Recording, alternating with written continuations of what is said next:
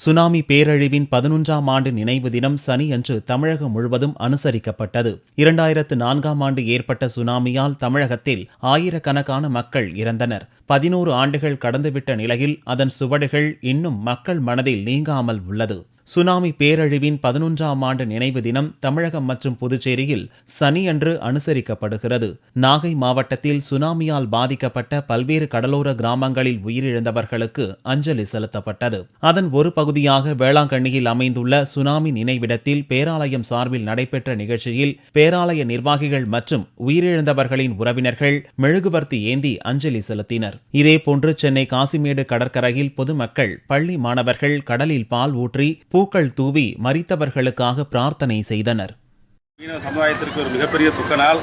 2004 ஏற்பட்ட எங்களுடைய இந்த சுனாமி பேரழிவின் காரணமாக கடல் அணையை வேண்டி எங்கள் மலர் தூவி மலர் வளையம் வைத்தும் பால் எடுத்தும் நாங்கள் வழிபாடு செய்து இன்றைக்கு நீத்தார்கள் அவருடைய ஆத்மா சாந்தி அடைய வேண்டும் என்பதற்காக நாங்கள் இன்று எங்களுடைய மௌன அஞ்சலியை செலுத்திக் கொண்டிருக்கின்றோம்.